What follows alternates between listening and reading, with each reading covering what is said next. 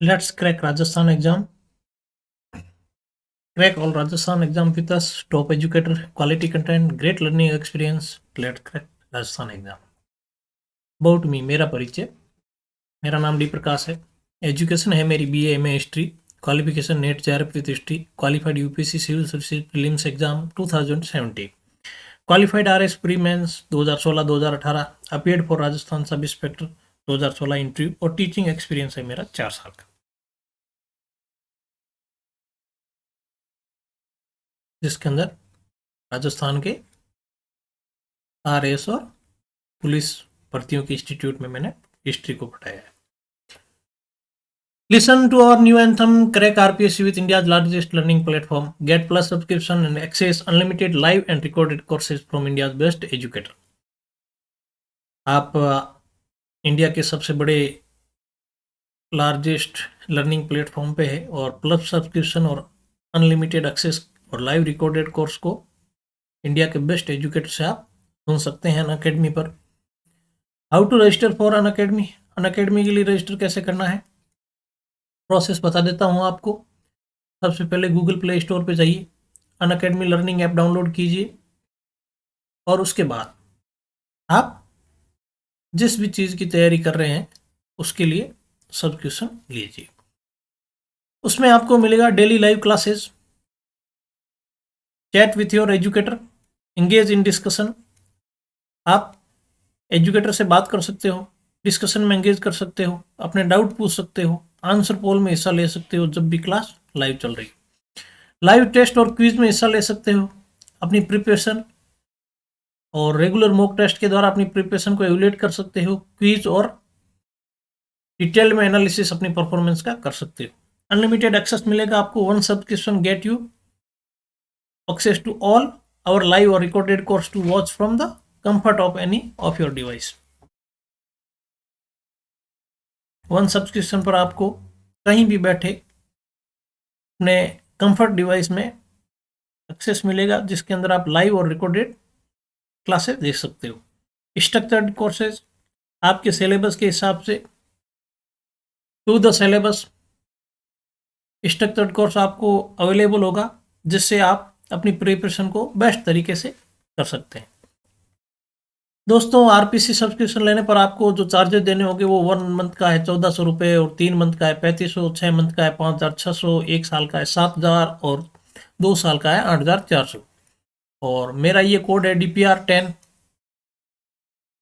Promo code अगर DPR10 आप डालते हो तो आपको 10% का डिस्काउंट मिलेगा, और जिसके बाद आपको 1 मंथ का पड़ेगा 1260 में, और 3 मंथ का पड़ेगा 3150 में, और 6 मंथ का पड़ेगा 5040 में, और 1 साल का पड़ेगा 6300 में, और 2 साल का पड़ेगा 7560 में।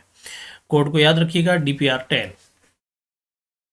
और स्पेशल क्लास का मेरा कोड है SPDPR10। दोस्तों, आपको यूट्यूब पे जो क्लासेज उपलब्ध हो रही है वो 1 मंथ की 35 आवर की उपलब्ध होगी, और 15 घंटे की जो स्पेशल क्लासेज है वो आपको वहाँ पर उपलब्ध नहीं होगी। और स्पेशल क्लास का मेरा कोड है SPDPR10, जिसको लगाने पे आपको 10% का डिस्काउंट मिलेगा। और वही है, फीस जो सेम है, इसमें से कुछ भी लो, आपको क्लासेस सारी अवेलेबल होगी। और आप अगर चार्जेस देते हो तो कम से कम 1 साल का लीजिए, जिससे आपको अपनी तैयारी में आसानी रहे और आप एजुकेटर के साथ जुड़े हुए रहें। और मैं अपना नंबर आपको यहाँ लिख देता हूँ, जिससे आप कभी भी मुझसे अपने आंसर राइटिंग के बारे में, आप राजस्थान हिस्ट्री या किसी अन्य सब्जेक्ट को लेकर कुछ भी पूछना चाहते हैं तो ये मेरे मोबाइल नंबर है, आप व्हाट्सअप कर सकते हैं और मुझसे जुड़ सकते हैं, किसी भी डाउट के बारे में पूछ सकते हैं। आगे चलते हैं। हम मेवाड़ का इतिहास देख रहे थे। आज हमारी क्लास का सेशन थोड़ा लंबा है। वजह है, मेरा मंथली टारगेट, मेरी क्लासेज 15 से शुरू हुई है, तो इस वजह से जो मेरा 50 घंटे का है मंथली टारगेट वो कंप्लीट नहीं हो पा रहा है। तो इसलिए मैंने क्लासेज के सेशन को थोड़ा लंबा कर दिया है, 2 घंटे तक कर दिया है। और अब हम क्या देखेंगे कि हम जो आज के हमारे टॉपिक के अंदर चौहान वंश को पूरा कवर करेंगे और मेवाड़ के पूरे इतिहास को कवर करेंगे। अब यहाँ सबसे पहले हमारे सामने बात ये आती है राजस्थान हिस्ट्री के अंदर कि मैंने अधिक से अधिक कोशिश वो की है, पुराने एग्जाम्स के पेपर देखे और अलग अलग सोर्सेज से इतिहास को दोबारा रिवीजन किया, पढ़ा। के बाद देखने के बाद फिर मैंने उन्हीं बिंदुओं को शामिल किया है, जिससे एक तो इतिहास को आप समझने में कहीं भूल ना करें, और दूसरा आपके एग्जाम से रिलेटेड, प्री और मेंस दोनों से रिलेटेड आपसे चीज़ें मिस ना हो, और आपको वो सारी चीज़ें न पढ़नी पड़े जिनका कोई इस्तेमाल आप कभी भी न कर पाओ। तो उन्हीं चीज़ों को मैंने यहाँ पर सेलेक्ट किया है। साथ में आपको मैं इतिहास से रिलेटेड कहानियां हैं, जो भी इन्हें करेक्टर आएगा हमारे सामने जिस भी राजा का, उससे रिलेटेड जो भी चीज़ें हैं कहानियों के द्वारा दूसरी, मैं आपको बताता रहूँगा। तो हमारा टॉपिक है महाराणा अमर सिंह। अब राणा प्रताप के बाद आते हैं अमर सिंह। अब इतिहास के अंदर मुझे ये समझ में नहीं आता कि राणा प्रताप के बारे में हम हर जगह से पढ़ते हैं, हमें बचपन से पढ़ाया गया है, पर मेवाड़ के इतिहास के अंदर इस आदमी को हम मिस क्यों कर देते हैं, जबकि इसने मुगलों से बहुत ज़्यादा संघर्ष किया था और फिर मजबूरीवश इसे मुगलों से समझौता करना पड़ा। और ये आदमी वास्तव में स्वतंत्रता को लेकर इतना स्वतंत्रता प्रेमी था कि इसने मुगलों से 17 युद्ध किए थे, और लगातार 50 वर्षों से युद्ध में मेवाड़ लगा हुआ था। तो मेवाड़ की आर्थिक हालत बहुत ज़्यादा खराब हो गई थी, और लोगों की जो प्रताड़ना और भूखमरी देख करके महाराणा अमर सिंह फिर भी उनसे लड़ना चाहते थे, पर दरबारी और अपने बेटे के समझाने पर इन्होंने उनसे समझौता किया था। अब यहाँ पर चीज ये है, इनकी कहानी को हम थोड़ा विस्तार से देख देते हैं कि इन्होंने किससे क्या क्या युद्ध किए। मुगलों के साथ इन्होंने 17 युद्ध किए।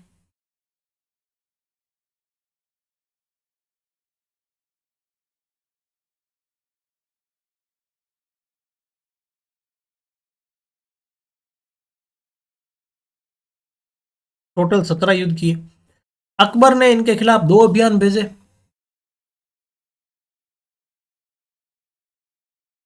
एक तो भेजा था 1599 में, और दूसरा भेजा था 1603 में। अकबर के 2 अभियान। अब इन अभी दोनों अभियानों में इन्होंने भेजा था शहजादे सलीम को, जो आगे जाके बादशाह बनता है जहांगीर के नाम से। शहजादा सलीम को भेजते हैं।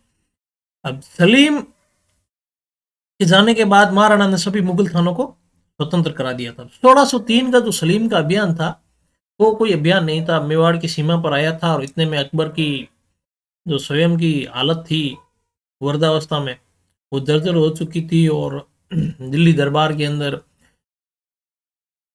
उत्तराधिकार को लेकर के एक तरह का सस्पेंस और युद्ध के जैसे हालात बने हुए थे। तो शहजादा सलीम वहां से वापस दिल्ली लौट गया था। 1603 में ऐसी कोई स्थिति उत्पन्न हुई नहीं। अब बादशाह बनने के बाद जहांगीर आता है, यही शहजादा सलीम। जहांगीर अभियान भेजता है अलग अलग, एक तो 1605 में भेजता है, 1608 में भेजता है, 1609 में भेजता है, और 1613 में भेजता है, और 1612 में भी भेजता है।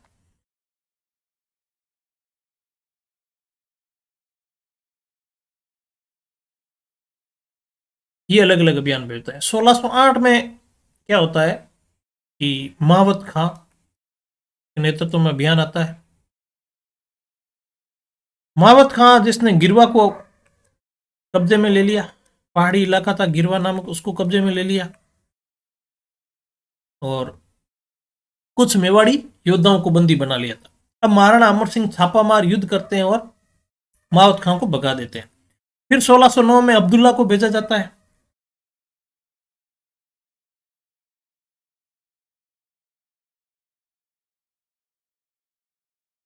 और 1612 में राजा बासु आते हैं।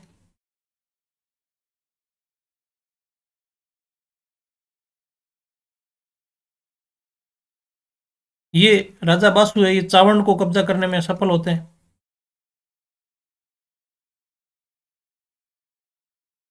अब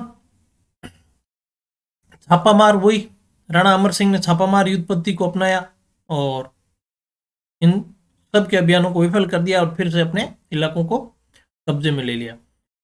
अब बादशाह जहांगीर बहुत ज्यादा इनसे, अमर सिंह जी से परेशान होके आखिर में खुर्रम के नेतृत्व में अभियान भेजते हैं और खुद आते हैं उसके साथ में, खुर्रम के साथ में।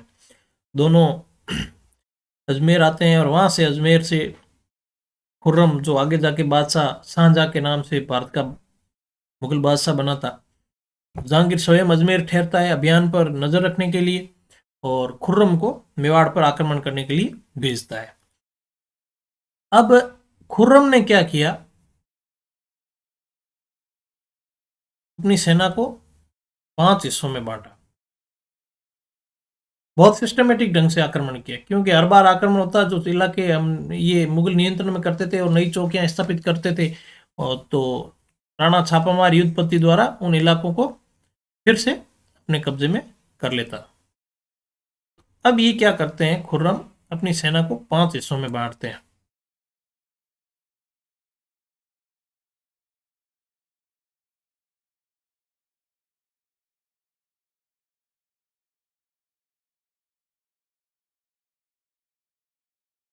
ठीक है, पहले दल का काम होता है मार काट करना और तोड़ फोड़ करना।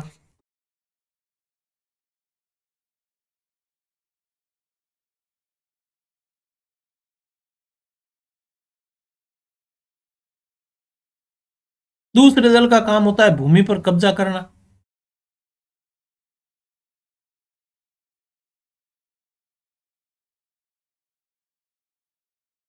तीसरे दल का काम था आगे के दोनों जो दल हैं इनको रसद देना।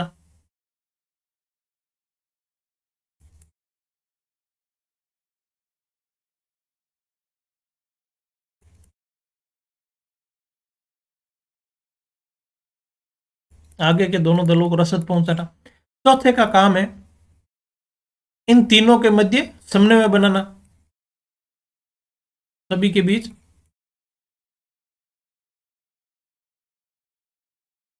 समन्वय बनाना। पांचवे का काम था जहांगीर के पास हर खबर पहुंचाना।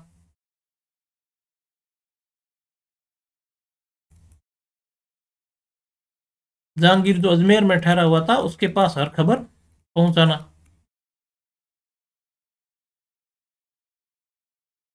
इन्होंने 5 भागों में अपने दल को बनाया और 5 अतिरिक्त संसाधन थे जो जन धन दोनों की आपूर्ति करना उन चारों के लिए। अब 5 भागों में अपनी सेना को बांटने के बाद खुर्रम ने अमर सिंह पर आक्रमण किया, मेवाड़ पर आक्रमण किया। अब इससे क्या होता है कि मेवाड़ लगातार एक तो 50 सालों से युद्ध में लगा हुआ था। अब कोई भी राज्य अगर लगातार युद्ध के अंदर लगा हुआ है तो मुगल शक्तिशाली थे ही, वो आते थे मेवाड़ पे आक्रमण करते थे, जगह जगह गांवों को लूटते थे, खड़ी फसलों को जला देते थे, तो राज्य की आय में भारी गिरावट हुई। तो जो राज्य लगातार युद्ध के अंदर लगा हुआ है तो उस राज्य के अंदर व्यापार भी नहीं फल फूल सकता। तो व्यापार और कृषि दोनों का भट्टा बैठ चुका था लगातार 50 वर्ष युद्ध में होने के कारण। तो मेवाड़ की आर्थिक स्थिति खराब थी। दूसरा, खुर्रम क्या कर रहा था कि जहां भी अपने इलाकों को कब्जा कर रहा था तो मेवाड़ की जो भी जनता प्रजा थी, महिलाएं, बच्चे, उन सभी को बंदी बना रहा था और उनको बेचना शुरू कर दिया। इसके बाद भी महाराणा अमर सिंह लड़ना चाहते थे, पर दरबारी और उनके बेटे करण सिंह ने इनको समझाया। दरबारियों और करण सिंह के समझाने पर अमर सिंह संधि के लिए खुर्रम को एक प्रस्ताव भेजते हैं। अब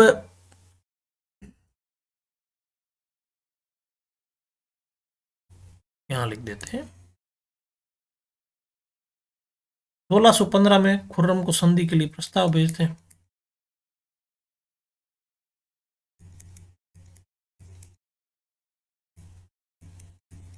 दो आदमी लेके जाते हैं, एक तो था हरिदास झाला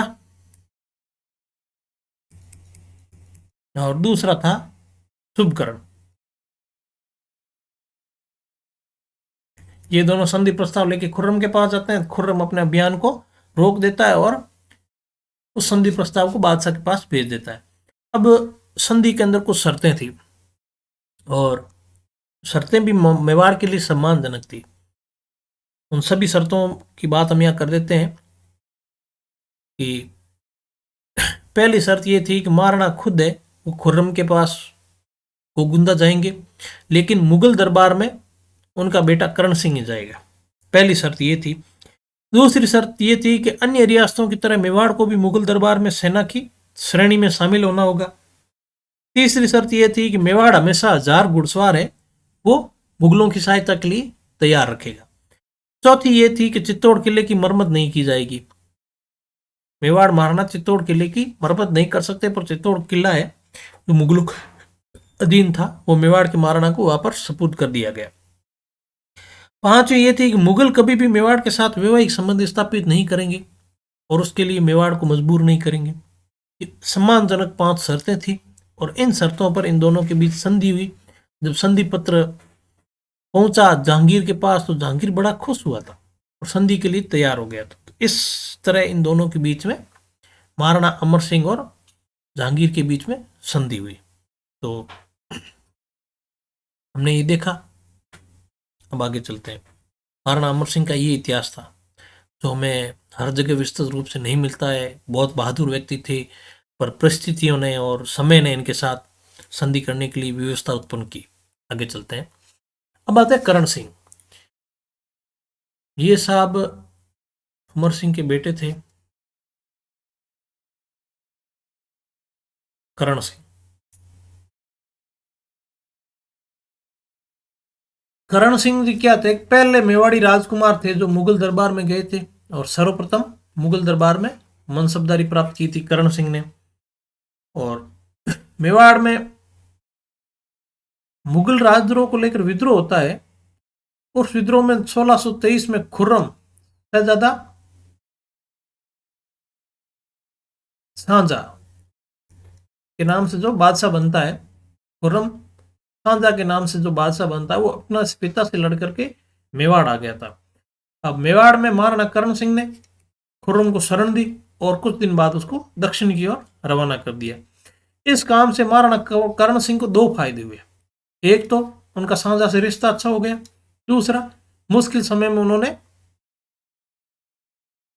उसको पनाह दी थी, और दूसरा ये था जहांगीर भी नाराज नहीं हुआ क्योंकि महाराणा करण सिंह ने उसको ज्यादा दिन शाहजहां को मेवाड़ में नहीं रखा। तो अब आते हैं हम अपने अगले की तरफ, महाराणा जगत सिंह प्रथम। जगत सिंह के बारे में कुछ चीजें हैं जो हमने शॉर्ट रूप में लिखी है यहां पर। जगत सिंह का क्या था कि इन्होंने पिछोला झील में जग मंदिर महल का निर्माण करवाया था।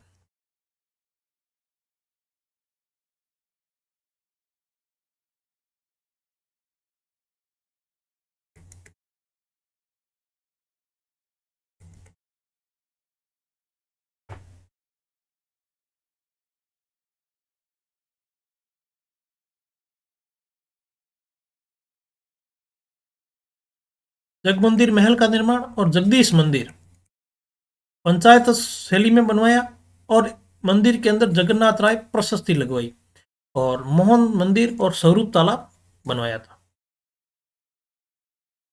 बहुत फेमस है पिछोला झील का जग मंदिर महल। उसका निर्माण जगत सिंह प्रथम। और जगदीश मंदिर इस शैली में बना हुआ, पंचायतन शैली, और जगन्नाथ राय प्रशस्ति भी इन्होंने लगाई, और मोहन मंदिर और स्वरूप तालाब बनवाया। आगे आते हैं हम राज सिंह की तरफ। अब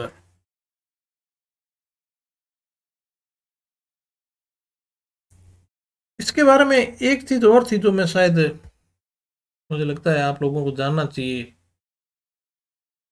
जगत सिंह प्रथम के बारे में, कि ये जो जगन्नाथ राय प्रशस्ति है,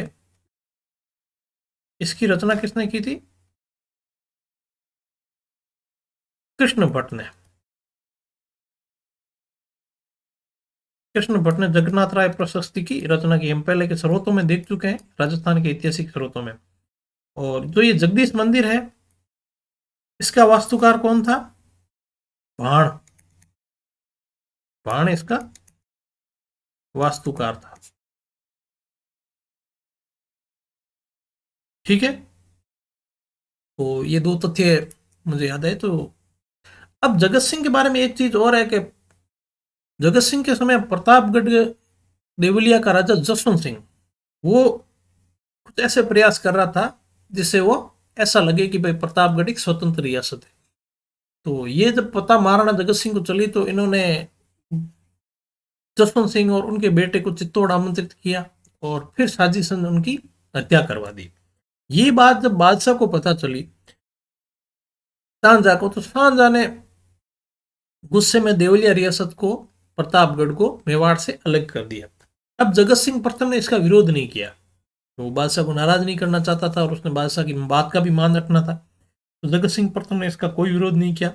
और इस तरह से इस समय जगत सिंह के समय प्रतापगढ़ देवलिया रियासत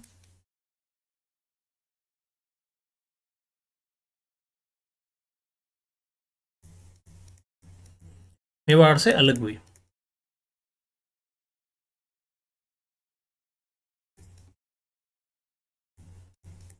ठीक है, आगे चलते हैं हम। अब आते हैं हम राज सिंह की तरफ। राज सिंह मेवाड़ के अंदर बहुत इंपॉर्टेंट कैरेक्टर है।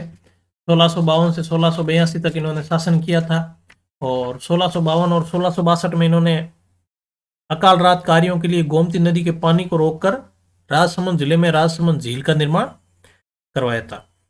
अब इन्होंने क्या किया था कि जब ये शासन बने तो इन्होंने चित्तौड़गढ़ का जो किला था उसकी मरम्मत के कार्य को पूरा करने का सोचा, और ये वही जो करण सिंह और उनके मध्य संधि हुई थी उस संधि का ये उल्लंघन था, जिसमें स्पष्ट तौर पर लिखा हुआ था कि आप चित्तौड़गढ़ किले का मरम्मत है वो नहीं करवा सकते। तो ये मरम्मत का सोचते हैं राज सिंह जी।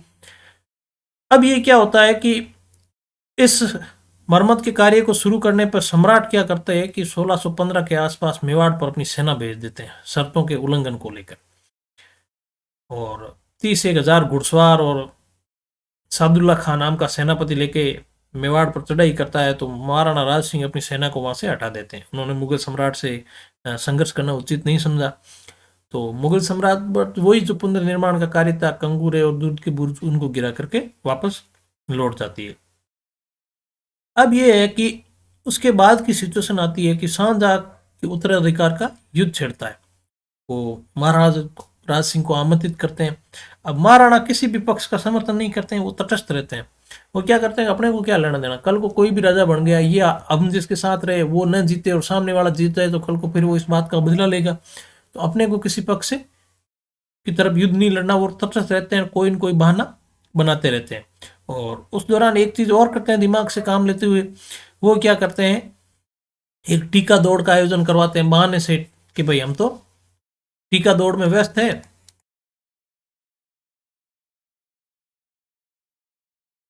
और टीका दौड़ के बहाने वो क्या करते हैं, मुगल थानों को लूटते हैं और मुगल थानों पर अधिकार करते हैं, अपने खोए हुए प्रदेशों को पुनः प्राप्त करते हैं और टोंक, मालपुरा, ताकसू आदि क्षेत्रों पर ये फिर से अधिकार कर लेते हैं। अब एक प्रकरण आता है, किशनगढ़ की एक राजकुमारी थी चारुमती, जो महाराज राज सिंह से प्रेम करती थी और औरंगजेब उससे शादी करना चाहता था, और वो महाराज को पत्र लिखती है तो महाराज उससे विवाह कर लेते हैं। अब यहाँ से औरंगजेब और इनका आपस में मनमुटाव शुरू होता है। अब उसी समय औरंगजेब से मारवाड़ का संघर्ष चल रहा था, अजीत सिंह का दुर्गादास राठौड़ वाली कहानी चल रही थी। तो ये क्या करते हैं कि राठौड़ों का साथ देते हैं, उसको सहायता प्रदान करते हैं दुर्गादास को और अजीत सिंह दोनों को। और एक तरह से इस गुट को देखकर औरंगजेब बड़ा चिंतित होता है। दूसरा, राज सिंह ये काम करते हैं कि औरंगजेब का बेटा था शहजादा सलीम, तो वो शहजादा सलीम क्या कर रहा था कि औरंगजेब से विद्रोह कर चुका था। औरंगजेब, सॉरी, शहजादा अकबर, सलीम तो मैं उस अकबर की वजह से, शहजादा अकबर था। शहजादा अकबर औरंगजेब से विद्रोह करता है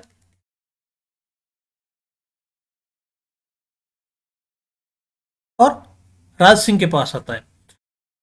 तो राज सिंह अकबर को अपनी तरफ मिला करके मुगल शक्ति को कमजोर करने का प्रयास करते हैं, पर औरंगजेब छल से राजकुमार अकबर, शहजादे अकबर और राजपूतों में फूट डलवा देता है और फिर शहजादा अकबर वहां से चला जाता है। और 1608 में आसपास इनकी मृत्यु हो जाती है राज सिंह की। एक और इनके साथ प्रसंग आएगा, पर राज सिंह की एक उपाधि के बारे में हम यहाँ थोड़ा लिख देते हैं, तो मुझे थोड़ा इंपॉर्टेंट लगा और यहाँ शायद मिस होगी। राज सिंह ने एक विजय कटकातु नाम की उपाधि प्रदान स्वयं धारण की थी। विजय कटकातु नाम की उपाधि धारण की थी। इसका मतलब ये था विजय कटकातु का कि अपनी प्रजा में सैनिक और नैतिक प्रवृत्ति को प्रोत्साहन देने के उद्देश्य से इन्होंने विजय कटकातु की उपाधि धारण की थी। कुछ चीजें प्रसंग जो मेरे आगे लिखे हुए हैं हम उसके बारे में कर लेते हैं। एक, इन्होंने राज प्रशस्ति, सबसे बड़ी प्रशस्ति, और राजसमंद झील की उत्तरी किनारा नौ चौकी पाल कहलाता है, जिस पर 25 काली शिलाओं पर संसार का सबसे बड़ा शिलालेख राज प्रशस्ति, जो रणछोड़ भट्ट तेलंग द्वारा संस्कृत में लिखा गया है, और इसको 1676 में लिखवाया था। इस शिलालेख में बप्पा रावल से लेकर राज सिंह के समय तक का मेवाड़ का इतिहास है। राज प्रशस्ति संसार का सबसे बड़ा शिलालेख, राज सिंह के समय, रणछोड़ भट्ट तेलंग द्वारा संस्कृत में लिखा गया। शिलालेख में बप्पा रावल से लेकर राज सिंह समय तक का मेवाड़ का इतिहास मिलता है। आगे चलते हैं। औरंगजेब राज सिंह का विरोधी क्यों हो गया था? कारण, राज सिंह ने चित्तौड़गढ़ दुर्ग का पुनर्निर्माण करवाया, मुगल संधि को तोड़ दिया, और राज सिंह ने मेवाड़ में जजिया कर नहीं वसूला। औरंगजेब ने जजिया कर फिर से लागू किया था, और राज सिंह ने अजीत सिंह की सहायता की, किशनगढ़ की राजकुमारी चारुमती से विवाह किया, जो औरंगजेब से विवाह करना चाहता था। ये कारण थे औरंगजेब से दुश्मनी के। अगर 5 नंबर का क्वेश्चन पूछ लिया जाए राजसमंद और राज सिंह और औरंगजेब के बीच में दुश्मनी के क्या कारण थे। अब आते हैं नाथ द्वारा। ये नाथ द्वारा का प्रसंग बहुत इंपॉर्टेंट है। मैं आपको इतिहास के अंदर जो राजाओं के साथ जुड़े हुए उनके इस तरीके के कार्य जो साहित्यिक और धार्मिक रूप से हमने राजस्थान के इतिहास कला संस्कृति का भाग है, उनका अध्ययन करते रहेंगे। नाथ द्वारा उस समय औरंगजेब ने क्या किया था कि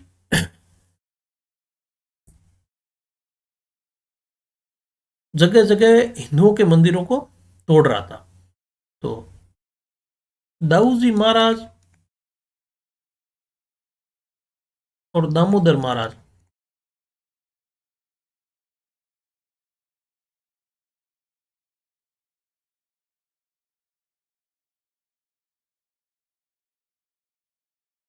ये मथुरा से द्वारकाधीश की 2 मूर्तियां ले आते हैं, मूर्तियों को ले आते हैं। तो उसका एक किस्सा है वो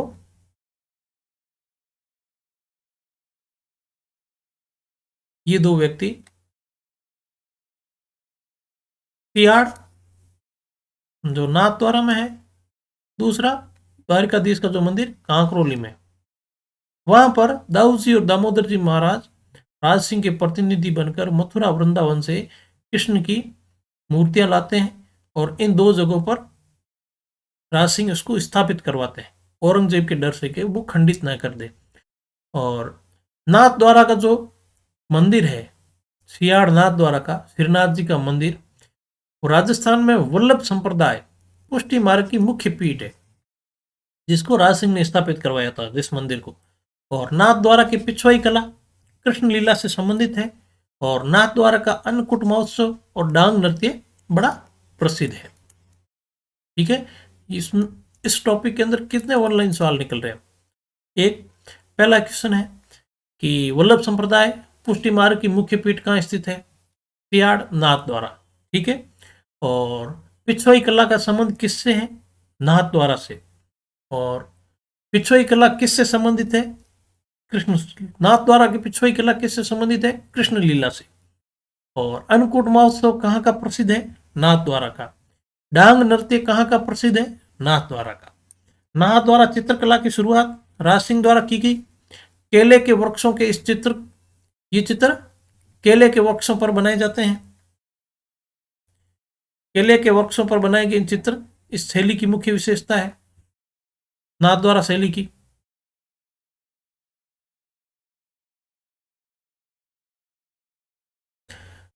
और कांकरोली राजसमंद में टायर ट्यूब बनाने का सबसे बड़ा वहां कारखाना है। एक आते हैं हाड़ी रानी, आपने हाड़ी रानी बटालियन और हाड़ी रानी और सैल कंवर आदि के बारे में सुना होगा। हाड़ी रानी के बारे में इतिहास में काफी प्रसंग आती है। ये हाड़ी रानी कौन थी? ये औरंगजेब से क्या था कि एक जगह मुगलों से संघर्ष की स्थिति में राज सिंह रत्न सिंह चूड़ावत के नेतृत्व में सेना भेजते हैं, और ये रत्न सिंह चूड़ावत, इनकी नई नई शादी हो रखी थी। ये वही चारुमती से विवाह के समय किशनगढ़ पर आक्रमण करने हेतु भेजते हैं। तो चारुमती लेटर लिखती है, लव लेटर राज सिंह को। उसके जवाब में रत्न सिंह चूड़ावंत का नया नया विवाह हुआ था सैल कंवर से। तो वो क्या करते हैं कि अपनी पत्नी की याद आने पर युद्ध में जाने से पहले संदेश भेजते हैं कि उसके पास जाते हैं कि आप अपनी कोई निशानी दीजिए जिससे मुझे आपकी याद आए, तब मैं देख सकूं। तो सैल कंवर है वो उसको कहती है कि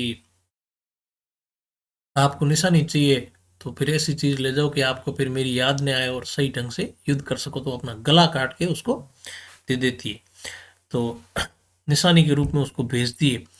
अब ये हाडी रानी इसका स्मारक है, जिस सैल कंवर जिसको हाडी रानी के नाम से जाते हैं, सलूमर उदयपुर में इसका स्मारक बना हुआ है। और राजस्थान की पहली महिला बटालियन है वो हाडी रानी, प्रथम महिला बटालियन थी। और प्रसिद्ध कवि मेघराज मुकुल ने हाडी रानी पर सेनानी कविता लिखी थी। चूड़ावंत मांगी सेना ने सिर काट दे दियो सतरानी, जो कविता है वो प्रसिद्ध कवि मेघराज मुकुल ने लिखी थी। ठीक है, आगे चलते हैं। जय सिंह, इनके बाद आते हैं साहब महाराणा जय सिंह। जय सिंह का शासनकाल 1680 से 1698 ईस्वी। जय सिंह ने 1687 से 91 के बीच अकाल राजकारियों के लिए गोमती नदी के पानी को रोककर जय समंद या ढेबर झील का निर्माण करवाया था।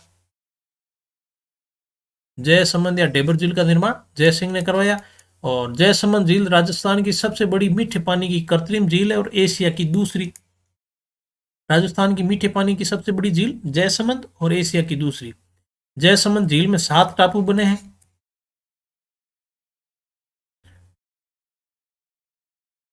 जयसमंद झील में 7 टापू बने हैं। सबसे बड़ा टापू भागड़ा और सबसे छोटा टापू प्यारी है। ये था जय सिंह के बारे में इतिहास। और आगे चलते हैं महाराणा अमर सिंह द्वितीय, 1691 से 1710। महाराणा के समय क्या हुआ था कि बादशाह औरंगजेब की मृत्यु हो चुकी थी और उत्तराधिकार का युद्ध चल रहा था दिल्ली में। तो इन्होंने शहजादे मुअज्जम का पक्ष लिया था महाराणा अमर सिंह ने।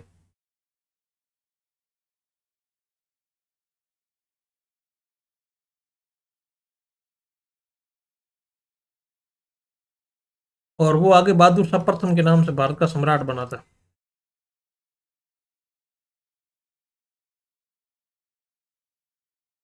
ठीक है, इन्होंने क्या है कि उस समय डूंगरपुर बांसवाड़ा और ये जब बने थे शासक, तो देवलिया डूंगरपुर बांसवाड़ा प्रतापगढ़ देवलिया के जो रावल थे उन्होंने टीके का दस्तूर पेश नहीं किया था और इन्होंने उन पर आक्रमण किया और उनको दंडित किया। और जब महाराणा जय सिंह ने पूर्व मंडल और बदनौर थे जो परगने जजिया कर के बदले उनको सौंपे थे, तो इन्होंने 1 लाख रुपए वार्षिक दे करके स्वीकार करके वो उसको मुगलों से पुनः प्राप्त किए थे। अब इनके समय एक स्थिति उत्पन्न होती है मेवाड़ की राजकुमारी को लेकर चंद्र कुंवरी। इनका सिचुएशन क्या था कि मेवाड़ के महाराणा की पुत्री थी चंद्र कुंवरी का विवाह जयपुर के शासक स्वई जय सिंह से हुआ। साथ ही एक समझौता भी हुआ जोधपुर, जयपुर और मेवाड़ के बीच कि मेवाड़ की राजकुमारी से उत्पन्न पुत्र ही जयपुर का वारिस होगा। ठीक है ना। और जयपुर, जोधपुर और मेवाड़ फिर मुगलों से अपने राज्यों को वापस लेने में एक दूसरे को सहायता देंगे। अब महाराणा है वो अपने सैन्य खर्च की पूर्ति हेतु उस समय क्या करते हैं कि अपनी प्रजा से बलपूर्वक धन वसूल करते हैं। तो इनके सामने एक बड़ी घिनौनी घटना घटित हुई थी इनके समय में। ये अपने सैन्य खर्च के लिए जब बलपूर्वक धन वसूल करते हैं, 2000 भाटों ने जो भाट थे उन्होंने आत्महत्या कर ली थी। इनके साथ ये बड़ा दाग लगा हुआ महाराणा अमर सिंह के समय। और चंद्र कुमारी के विवाह, और फिर ये विवाह आगे जाकर के क्या बनता है, उत्तराधिकार को लेकर के जयपुर के अंदर उत्तराधिकार संघर्ष उत्पन्न करता है और मराठों को जयपुर राज्य तक खींच लाता है। वो प्रसंग हम आगे देखेंगे देबारी समझौते को लेकर के जब जयपुर का इतिहास पढ़ेंगे। आगे चलते हैं। संग्राम सिंह द्वितीय 1710 से 1734 ईस्वी।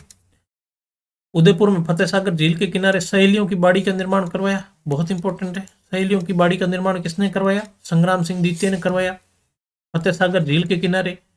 और तिसरमा गांव में वैद्यनाथ का मंदिर और वैद्यनाथ प्रशस्ति का निर्माण करवाया। मेवाड़ शैली का प्रसिद्ध चित्र, बहुत इंपॉर्टेंट है ये, अब तक पुराने समय में पूछा जाता था 2010 से पहले के एग्जाम, अब नहीं पूछा जा रहा है, अब वापस कभी भी रिपीट हो सकता है। मेवाड़ शैली का प्रसिद्ध चित्र कलीला दमना का चित्र किनके शासन काल में हुआ था? संग्राम सिंह द्वितीय के शासन काल में। कलीला दमना का चित्रण किसके शासन काल में हुआ? संग्राम सिंह द्वितीय के शासन काल में। मेवाड़ शैली का सबसे प्रसिद्ध चित्र। और संग्राम सिंह द्वितीय ने सहेलियों की बाड़ी का निर्माण करवाया और फतेह सागर झील के किनारे करवाया। ठीक है, आगे चलते हैं। जगत सिंह प्रथम और जगत सिंह द्वितीय, इनका शासन काल था 1734 से 1751 ईस्वी का। और इनके समय अफगान आक्रमणकारी नादिर शाह ने 1739 में दिल्ली पर आक्रमण किया और जगत सिंह द्वितीय ने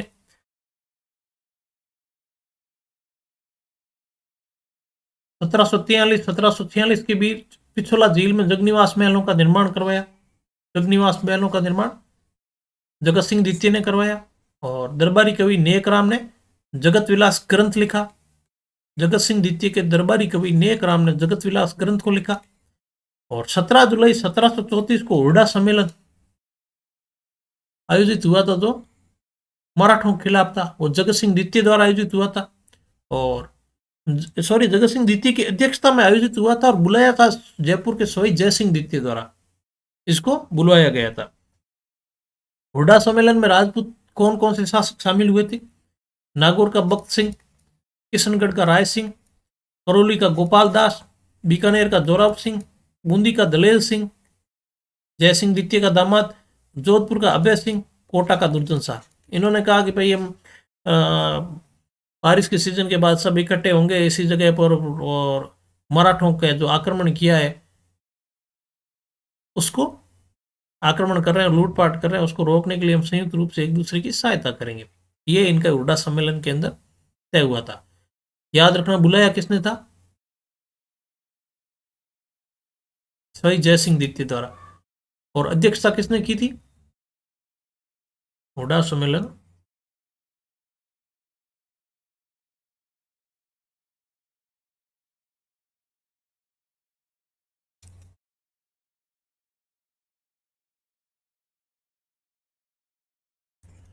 बुलाया आमेर के भाई जय सिंह द्वितीय।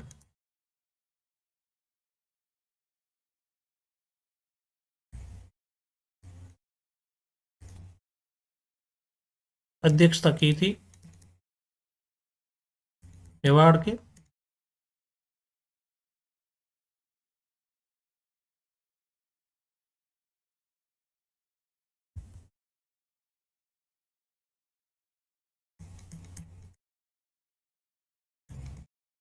जगत सिंह द्वितीय ने। शामिल कौन कौन थे लिस्ट दी हुई है।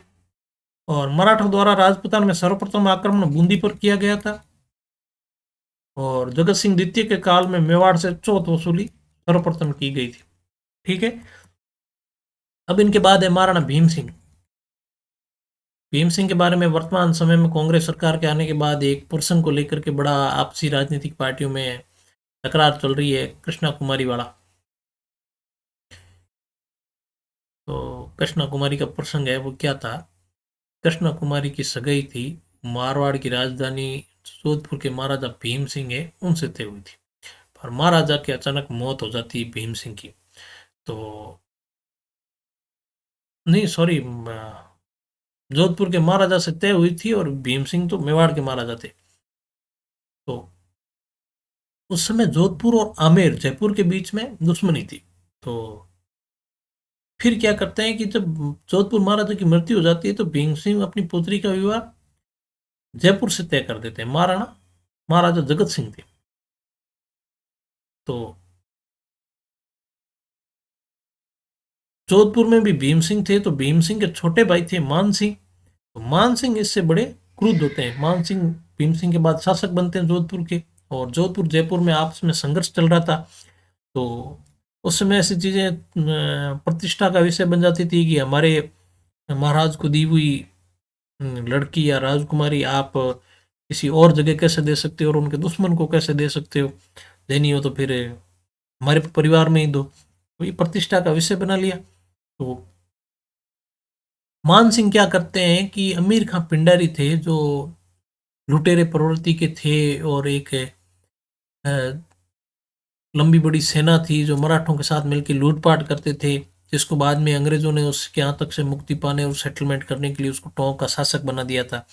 तो मान सिंह बड़ा अपमानित महसूस करते हैं और वो आमिर खां को किराए का जो गुंडा था, एक तरह से पठान किराए पर उपलब्ध था, उसको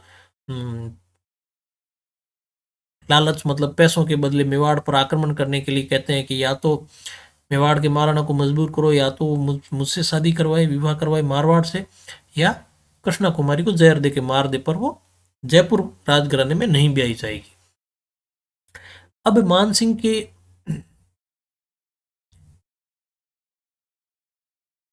इस प्रस्ताव के बाद आमिर खां पिंडारी मेवाड़ के महाराणा भीम सिंह को सूचित करता है और उन्हें ये बात बताता है कि या तो आप अपनी पुत्री की शादी जोधपुर के साथ करवाइए या फिर इसको जहर दे के मार दीजिए। अगर आप ये नहीं करते तो मैं स्वयं आपके उदयपुर को मेवाड़ को लूट लूंगा। अब महाराणा भीम सिंह है वो बड़ी विचित्र अवस्था में थे कि अपनी पुत्री की मारे कैसे। तो यहाँ पर इतिहासकार अलग अलग चीजों में आ जाते हैं। कुछ इतिहासकार है जैसे हिंदी ग्रंथ अकादमी की किताब में वो लिखते हैं महाराणा पर लांछन लगाते हैं, महाराणा ने अपनी पुत्री का जहर देके वध किया है, हत्या की है। कुछ इतिहासकार कहते हैं कि नहीं, ऐसी बात नहीं है। जब राजस्थान के काव्यात्मक जो ग्रंथ है, चारण ग्रंथ है, उनका अध्ययन में कल नेट पर इन चीजों को देख रहा था तो मैंने एक चीज को पढ़ा। उसमें चीज ये उपलब्ध थी कि महाराणा भीम सिंह स्वयं अपने हाथों से ये चीज नहीं करते हैं।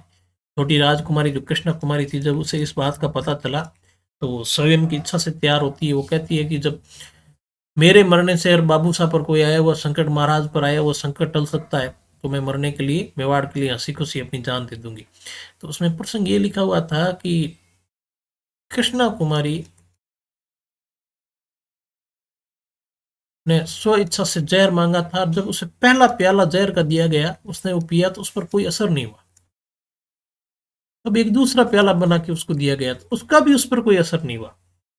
तब आखिर में शायद प्रकृति कुछ और चाह रही थी, प्रकृति उसको बचाना चाह रही थी। तो तीसरा प्याला अफीम के अंदर बहुत मतलब भयानक रूप से उसको जहर में करके उसको दिया गया। तब राजकुमारी कृष्णा कुमारी की जान गई। और इस वजह से ये राजकुमारी कृष्णा कुमारी का प्रसंग था। कुछ करेक्टर याद रखने हैं। महाराज भीम सिंह उस समय में अपने मेवाड़ के शासक, और भीम सिंह की मृत्यु जोधपुर के शासक की, और उनका छोटा भाई मान सिंह और जयपुर के प्रतिद्वंदी जगत सिंह से सगाई को स्वीकार नहीं करना, और फिर आमिर खान पिंडारी का आना और ये शर्तें, और फिर राजकुमारी कृष्णा कुमारी की जहर से मृत्यु। तो ये प्रसंग था महाराणा भीम सिंह के समय का। आगे चलते हैं। अब व्यक्तिगत रूप से दुखग्रस्त उसके पिता ने क्या किया था, कृष्णा के महल को एक मंदिर में बदल दिया था जिसे इन्हें कृष्णा की सास की याद में समर्पित किया। और कृष्णा महल आज भी उदयपुर के सिटी पैलेस में देखा जा सकता है। यही वो उसी राजकुमारी कृष्णा कुमारी की याद में। ठीक है, आगे चलते हैं। महाराणा स्वरूप सिंह। अब कुछ हमने इसमें बीच में शासक मिस कर दिए हैं। आप देख रहे होंगे कोई 1842 और 1861 सीधा कैसे आ गया। इससे पहले तो 1778 और 1828 चल रहा था। तो बीच में शासक होते हैं, उनका कोई खास कार्य था नहीं और उन्होंने ऐसी चीजें की नहीं थी। और इनको महाराणा सरदार सिंह ने गोद लिया था, अपनी कोई संतान थी नहीं। और इनके शासनकाल में 1857 में भारतीय विद्रोह को दबा दिया गया था। स्वरूप सिंह का भी मैंने इसलिए लिखा था कि इन्होंने स्वरूपशाही सिक्के चलाए थे। एग्जाम में पूछा जाता है स्वरूपशाही सिक्कों का संबंध किससे है? मेवाड़ से है, जिसके एक और चित्रकूट और दूसरी ओर दोस्ती लंगन अंकित था। स्वरूपशाही सिक्कों में एक तरफ चित्रकूट और दूसरी तरफ दोस्ती लंगना अंकित था। आगे चलते हैं। महाराणा शंभू सिंह, कार्यकाल 1861 1872, 61 से लेकर 72। और महाराणा की अव्यस्तता के कारण पॉलिटिकल एजेंट मेजर टेलर की अध्यक्षता में रीजेंसी काउंसिल, एक तरह की पंच सरदारी या तो कुछ लोगों की कमेटी का गठन था, उसको शासन प्रबंध करती थी। महाराणा अव्यस्त थे तो इनके काल में। अब इनके काल में क्या हुआ था? मेवाड़ के अंदर सती प्रथा, दास प्रथा और बच्चों के क्रय विक्रय आदि कुप्रथाओं पर कठोर प्रतिबंध लगाए गए। शंभू पलटन नाम से नई सेना का गठन हुआ। मेवाड़ में सती प्रथा, दास प्रथा और बच्चों के क्रय विक्रय पर महाराणा शंभू सिंह के समय प्रतिबंध लगाया गया और अंग्रेजी सरकार ने grand commander of the star of India का खिताब दिया था। पर इन्होंने क्या कहा कि भाई हम तो मेवाड़ के महाराणा प्राचीन समय से ही हिंदुआ सूरज कहलाते हैं, हमें स्टार की कोई जरूरत नहीं है। बाद में पॉलिटिकल एजेंट के समझाने पर राजी हुए थे। और शायद एक बार मैंने कहीं पढ़ा था इन्हीं के समय में मेवाड़ के अंदर महाराणाओं के साथ सती हुई थी इनकी। शायद आखिरी बार इनके साथ कोई सती हुई थी औरत, जो इनकी थी दासी थी, वो हुई थी। पत्नी इनके साथ कोई शायद सती नहीं हुई थी मृत्यु पर। और महाराणा सज्जन सिंह बागौर के ठिकाने शक्ति सिंह का बेटा था और ये भी गोद लिया गया था महाराणा की मृत्यु के बाद उनका कोई बेटा न होने पर। और 1877 में लॉर्ड लिटन द्वारा आयोजित दिल्ली दरबार में इसने हिस्सा लिया था और अंग्रेजी सरकार के साथ नमक समझौता किया था, जिससे मेवाड़ के अंदर भारी विरोध हुआ था और मेवाड़ के अंदर नमक बहुत महंगा हो गया था। इन्होंने महेंद्र राजसभा की स्थापना की थी, जिसका कार्य था न्याय व्यवस्था देखना। महेंद्र राजसभा की स्थापना की। और बहुत इंपॉर्टेंट सज्जन कीर्ति सुधारक नामक साप्ताहिक अखबार इन्होंने निकाला था, एक प्रिंटिंग प्रेस और सज्जन कीर्ति सुधारक नामक साप्ताहिक अखबार महाराणा सज्जन सिंह के समय। महेंद्र सभा की स्थापना महाराणा सज्जन सिंह के समय और 1877 के लॉर्ड रिटन के आयोजित दिल्ली दरबार में इन्होंने हिस्सा लिया। फिर आते हैं महाराणा फतेह सिंह। फतेह सिंह का कार्यकाल 1884 से 1921। 1911 का जो जॉर्ज पंचम के भारत आगमन पर दिल्ली दरबार में शामिल होने गए थे, दिल्ली दरबार का आयोजन किया गया, परंतु केसरी सिंह भारत ने उन्हें चेतावनी चुंगटिया लिख के भेजा था।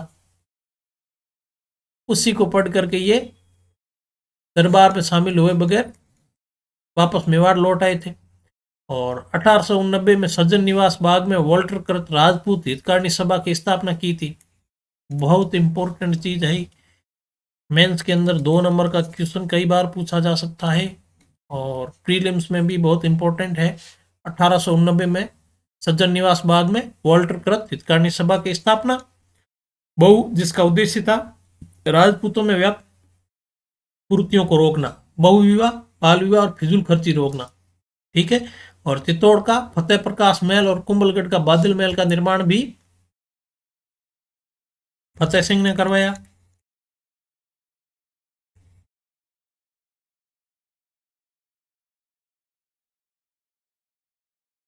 ठीक है। नेक्स्ट, महाराणा भूपाल सिंह 1930 से 1956।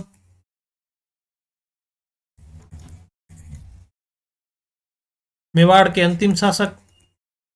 भारत आजाद हो चुका था और उसके बाद शासक वाली परिपाटी खत्म कर दी गई थी। आजाद भारत में इंदिरा गांधी से राजाओं की उपाधि इनकी पहले छीन ली गई थी। राजस्थान के एकीकरण के बाद महाराज प्रमुख बनाए गए। अंतिम महाराज थे महाराणा भूपाल सिंह मेवाड़। आगे चलते हैं। अन्य गुहिल वंश मेवाड़ के अलावा और किस जगह पर गुहिल वंश थे? डूंगरपुर, बांसवाड़ा, प्रतापगढ़। पहले तो ये एक तरह से मेवाड़ के सामंत ही थे। अलग अलग समय पर इनको ये स्वतंत्र होते गए और कभी अधीन होते गए और अंग्रेजों के समय एक तरह से अलग रियासत के रूप में अस्तित्व में आए थे। डूंगरपुर, बांसवाड़ा और प्रतापगढ़, यहाँ भी कोयल वंश थे। अब आते हैं अजमेर के चौहानों की तरफ। चौहानों की प्रथम राजधानी छतरपुर नागौर थी। और सबसे पहले इनका हंसोट शिलालेख पाया गया है। दूसरा एक बिजोलिया शिलालेख,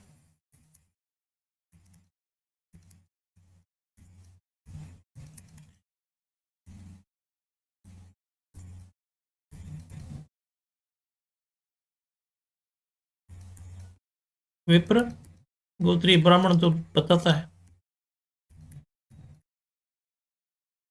वत्स गोत्रीय ब्राह्मण,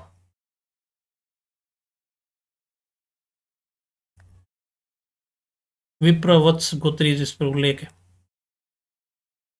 ठीक है, बिजोलिया शिलालेख जो हमने समय पहले अध्ययन किया था, पर एक बार आपका रिवीजन हो जाए तो लिख दिया। अजमेर के चौहानों का संस्थापक वासुदेव चौहान। वासुदेव चौहान ने सांबर झील का निर्माण करवाया था। राजस्थान के खारे पानी की सबसे बड़ी और फेमस झील है, जयपुर के पास। और इस वासुदेव चौहान ने सांबर झील का निर्माण करवाया था। और 551 में इस नींव वंश की नींव पड़ी थी गोपीनाथ शर्मा के अनुसार। पहले राजधानी आई छतरपुर नागौर।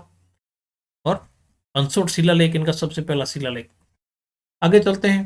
पहला गुहिक प्रथम आते हैं। कई जगह हम इसका नहीं सुनते हैं, मैंने इसलिए लिखा था कि हर्षनाथ के मंदिर जो सीकर के अंदर है, फेमस सीकर का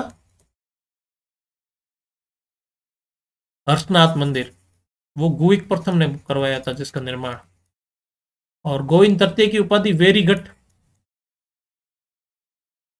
पृथ्वीराज विजय में मिलती है। गोविंद तृतीय ने वेरीगढ़ नामक उपाधि ग्रहण की, जो पृथ्वीराज तृतीय में पृथ्वीराज विजय में लिखी मिलती है। अब विग्रहराज द्वितीय के बारे में जान लेते हैं। इन्होंने बड़ौच गुजरात में अपनी कुल देवी आशापुरा माता का मंदिर बनवाया। चौहानों की आराध्य देवी जीण माता है, आराध्य है चौहानों की जीण माता और कुल देवी आशापुरा माता। विग्रहराज द्वितीय के शासन की जानकारी 1973 की हर्षनाथ प्रशस्ति में मिलती है। हर्षनाथ मंदिर निर्माण गुहिक प्रथम। और हर्षनाथ प्रशस्ति में विग्रहराज द्वितीय के शासन की जानकारी मिलती है। और ये प्रशस्ति विग्रहराज द्वितीय के समय की है। अजयराज 1105 से 1133 ईस्वी। अजयराज ने 1113 ईस्वी में अजमेर को बसाकर अपनी राजधानी बनाया। पूर्व में इनकी राजधानी वैसे नागौर थी। अजयराज ने अजमेर को बसाकर सर्वप्रथम राजधानी बनाया था। और इसका उल्लेख पृथ्वीराज विजय में है, जो जयानक द्वारा लिखी गई है। पृथ्वीराज विजय, लेखक जयानक। अजमेर ने ही अजयराज ने ही गढ़ बीटली पहाड़ी पर अजमेरू नाम से दुर्ग का निर्माण करवाया। और इस दुर्ग को वर्तमान में तारागढ़ के नाम से जानते हैं। गढ़ बीटली पहाड़ी पर अजमेरू दुर्ग अजयराज द्वारा बनवाया गया। और अपने शासनकाल में चांदी और तांबे के सिक्के जारी करवाए थे। और अजयराज के चांदी के सिक्के अजय देव नाम से थे। चांदी के सिक्कों को अजय देव के नाम से प्रसिद्धि मिली थी। और अजयराज की पत्नी सोमलेखा ने भी चांदी के सिक्के अपने नाम से जारी किए थे। सोमलेखा के सिक्के भी अजयराज के समय। और अजयराज का शासनकाल चौहानों का निर्माण काल कहलाता है। और अजयराज के शासन के अंतिम दिनों में राजगद्दी का त्याग करके संन्यास धारण कर लिया था। अब आते हैं अर्णोराज। 1133 से 1155 ईस्वी तक शासन किया। प्रारंभिक समस्याएं क्या थी? भारत में तुर्क आक्रमणों को रोकना, तुर्क से राज्य बचाना, चालुक्य शासक कुमारपाल का प्रभाव समाप्त करना और चौहान साम्राज्य का विस्तार करना। इनके सामने, अर्णोराज के सामने, ये तीन मुख्य समस्याएं थी। और अर्णोराज प्रथम चौहान शासक था जिसने तुर्क आक्रमणकारियों को पराजित किया था। अन्ना सागर का झील का निर्माण अर्णोराज ने करवाया तुर्क विजय के उपलक्ष्य में। और ये झील चंद्रा नदी के पानी को रोककर बनाई गई थी। और तारागढ़ और नागपाड़ के बीच में स्थित है। ये वही नागपाड़ जहां से लूनी नदी का उद्गम है।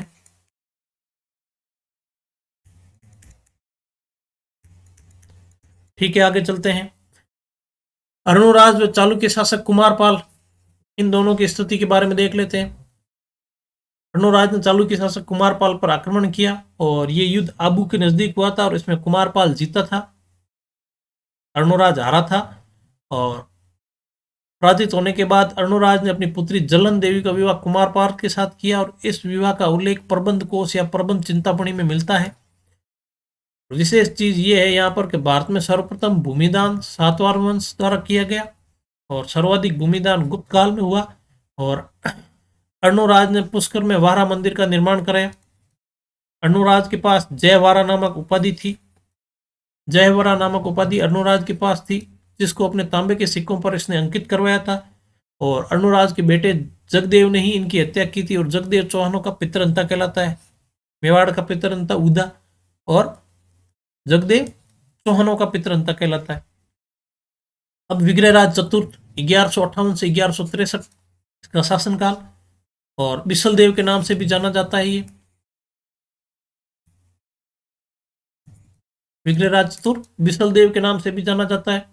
विग्रहराज चतुर्थ ने दिल्ली पर अधिकार किया, और उस समय दिल्ली का शासक तोमर था। और दिल्ली पर अधिकार करते समय विग्रहराज चतुर्थ द्वारा जयचंद के पिता विजयचंद की हत्या कर दी गई थी। और विग्रहराज चतुर्थ के समय इस विजय का उल्लेख पृथ्वीराज विजय में मिलता है। विग्रहराज चतुर्थ ने गजनी के शासक अमीर खुसराव शाह को भी पराजित किया और पंजाब मुल्तान हिसार पर अधिकार कर लिया। गजनी विजय का उल्लेख ललित राज विग्रह में मिलता है। विग्रहराज चतुर्थ ने गजनी के शासक अमीर खुसराव शाह को पराजित किया था, मुल्तान हिसार पंजाब पर अधिकार कर लिया था, और जयचंद के बाप को मारा था, और तोमरों को हराकर दिल्ली सीना था। ये विग्रहराज चतुर्थ का काम था।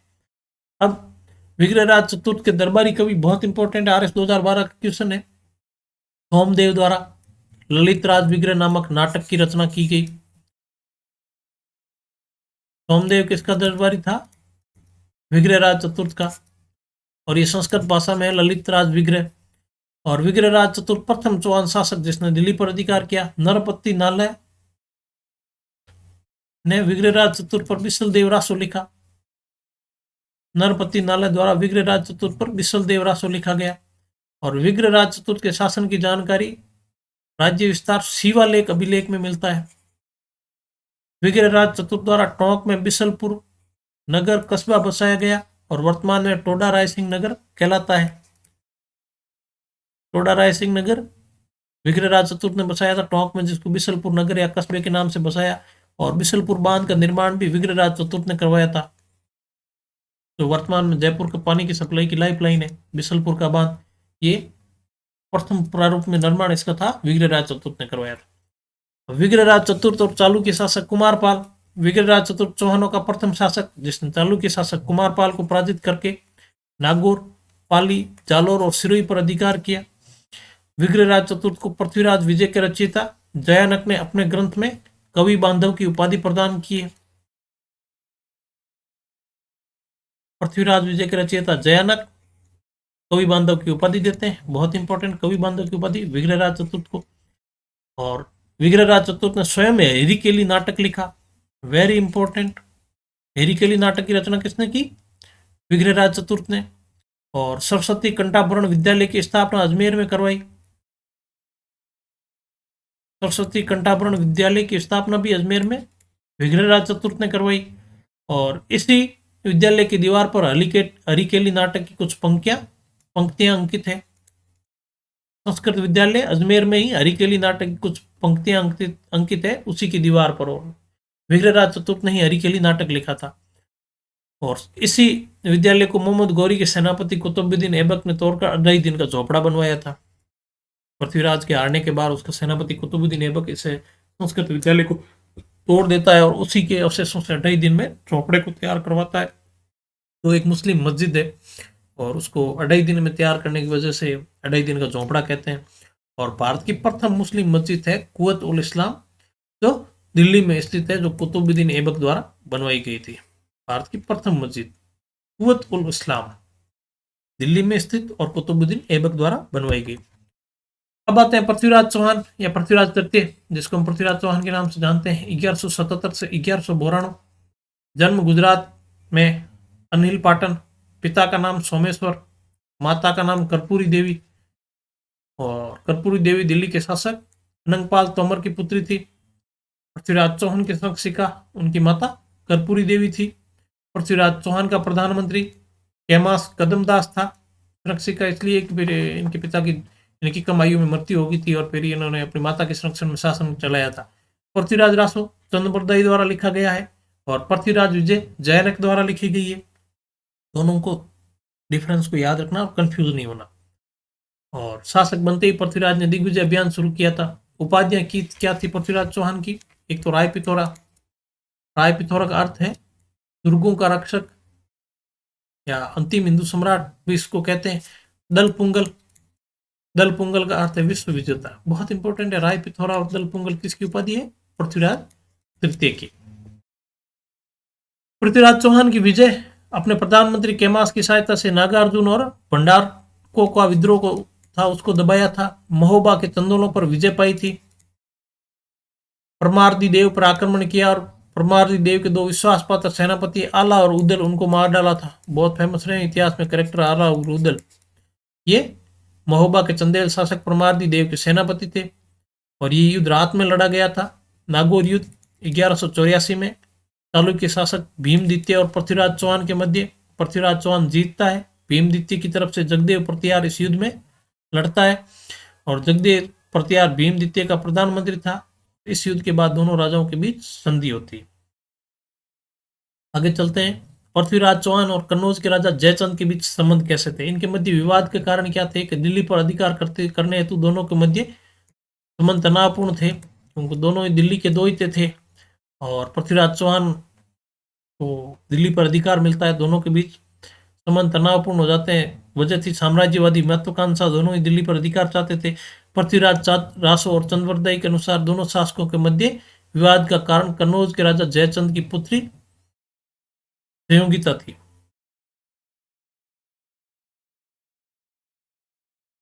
पृथ्वीराज जयचंद की पुत्री से प्यार करने लगा था और जयचंद नहीं चाहता था कि अपनी पुत्री के विवाह पृथ्वीराज से करो, तो वो उसका वहां से अपहरण करके ले आता और उससे शादी करता है। इस वजह से इन दोनों के मध्य संबंध तनावपूर्ण हो जाते हैं। और पृथ्वीराज चौहान और मोहम्मद घोरी के मध्य विवाद के कारण साम्राज्यवादी नीति, साम्राज्य विस्तार दोनों चाहते थे, तो फिर ताकतवर तो होगा, साम्राज्य का विस्तार करेगा। और जब दोनों के बीच लड़ाई, जब दोनों की हित टकराएंगे तो दोनों के बीच युद्ध होगा और फिर युद्ध तो सीधी सी बात है एक पक्षीय होगा, परिणाम एक पक्षीय होगा, दोनों तो जीत नहीं सकते, कोई एक जीतेगा। विग्रहराज चतुर्थ है वो गजनी पर आक्रमण करके पंजाब, मुल्तान, हिसार पर अधिकार कर लेता था जो उस समय गजनवी के अधीन थे। और गजनवी का शासक उस बाद में मोहम्मद गोरी बनता है और मोहम्मद गोरी वापस पंजाब पर अधिकार कर लेता है 1186 में। तो पृथ्वीराज और उसके मध्य ये विवाद का कारण बनता है। तराइन का प्रथम युद्ध होता है 1191 में। करनाल जिले में स्थित है हरियाणा के तराइन और मोहम्मद गोरी के बीच होता है। पृथ्वीराज चौहान में जीतता है। पृथ्वीराज चौहान की सेना का नेतृत्व दिल्ली का गवर्नर गोविंदराज कर रहा था, ये पृथ्वीराज का पुत्र भी था। 1191 के तराइन के युद्ध में पृथ्वीराज भागती हुई मोहम्मद गोरी की सेना पर आक्रमण न करना पृथ्वीराज की सबसे बड़ी राजनीतिक भूल थी। फिर होता है तराइन का द्वितीय युद्ध पृथ्वीराज चौहान मोहम्मद गोरी के बीच। गोरी जीतता है, पृथ्वीराज चौहान हारता है, बंदी बना लिया जाता है और मारा जाता है। पृथ्वीराज चौहान का सेनापति वही दिल्ली का गवर्नर गोविंदराज, मोहम्मद सैनी का सेनापति कुतुबुद्दीन ऐबक जो गुलाम था, उसने गुलाम वंश की स्थापना की। पृथ्वीराज चौहान कैद कर लिया गया। पृथ्वीराज रासो और चंद्रबरदाई के अनुसार पृथ्वीराज चौहान को गजनी ले जाया गया, जहाँ सब बेदी बाण चलाकर पृथ्वीराज चौहान और मोहम्मद गोरी की हत्या होगी। कुछ इतिहासकार इसको कब मानते हैं, नहीं मानते इस चीज को तथ्यात्मक रूप से, पर पृथ्वीराज रासो और चंद्रबरदाई ये चीजें कहते हैं जो मैंने यहाँ लिखी है। पृथ्वीराज चौहान की हत्या कुछ इतिहासकार कहते हैं कि हरियाणा के सिरसा में कर दी गई थी। और पृथ्वीराज चौहान के बाद अजमेर पर उनके बेटे गोविंदराज का अधिकार हो गया और इनके चाचा हरिराज ने गोविंदराज को अजमेर से निकाल दिया। और गोविंदराज ने 1194 में रणथंभौर में चौहान वंश की नींव डाली थी। पृथ्वीराज चौहान का मकबरा अफगानिस्तान में है। पृथ्वीराज चौहान का स्मारक तारागढ़ दुर्ग में है।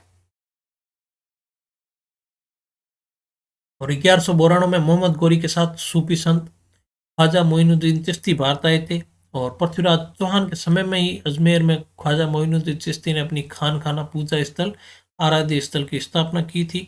और पृथ्वीराज चौहान के समय अजमेर का जो संस्कृत कंठाभरण विद्यालय था उसमें 85 विषयों में अध्यापन का कार्य किया जाता था। तो शिक्षा और उनको लेकर के ये बड़े लिबरल प्रवृत्ति के थे। पृथ्वीराज चौहान के दरबारी कवि बहुत इंपॉर्टेंट है, याद कर लीजिएगा।